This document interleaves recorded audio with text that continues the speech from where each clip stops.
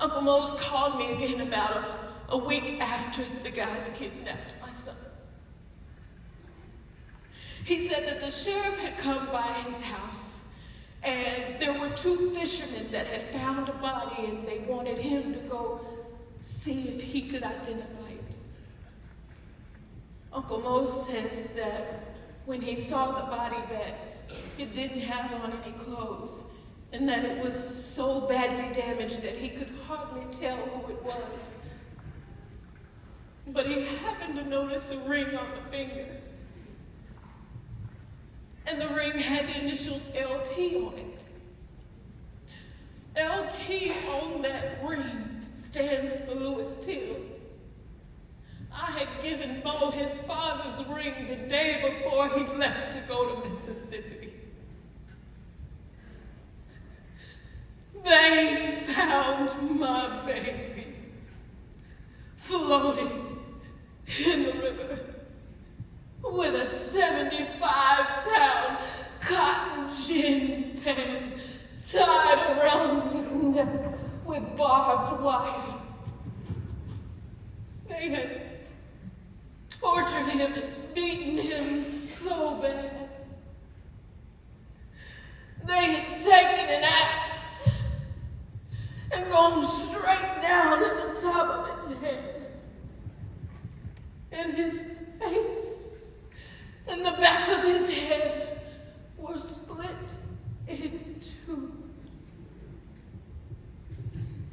His tongue had been choked out, and it was lying down on his chin.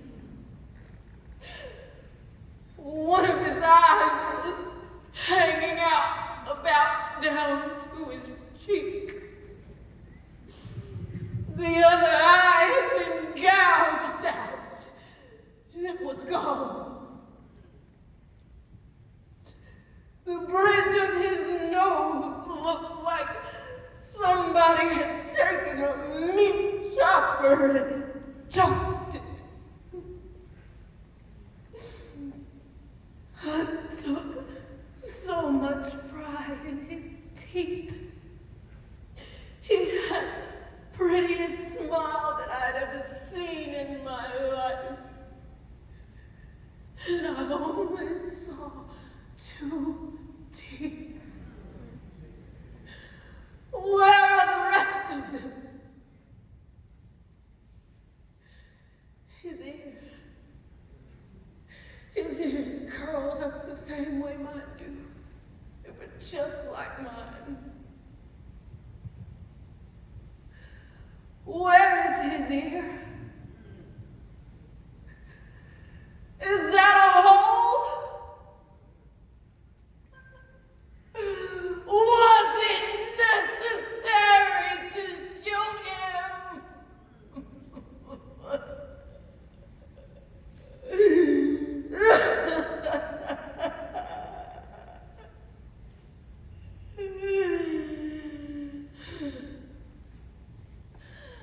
Now I know why that sheriff wanted to hurry up and bury my son. Do you know that he had planned my son's funeral and burial without me? He had already dug his grave. Who gave him the right? That was my son, and I had to fight for my God-given right to bury my only son. With the help of the city of Chicago and the NAACP and many others, I was able to bring my son back to Chicago for a proper burial. The funeral home director wanted to know if I was going to open the casket for his funeral. And I said, oh yes, we're going to open the casket. He said, well, Miss Mamie, do you want me to do something for his face? Do you want me to try to fix him up? I said, no. Let the people see what I've seen. There is no way that I could tell this story and give them a visual picture. I want the whole world to see what they did to my son. And when people saw what they did to my son, men and women began to rise up and begin to speak up and speak out loud against the evil that lies hidden within the hearts of mankind.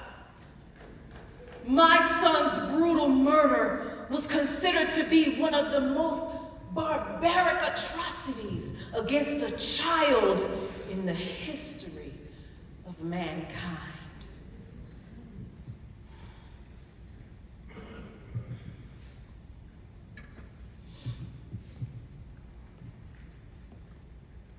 I believe that the whole world is mourning with me today. And I am certainly of the opinion that inasmuch as my son had to die, I don't want his death to be a vain thing. If it can further the cause of freedom, then I will say that my son, Emmett Louis Till, died a hero.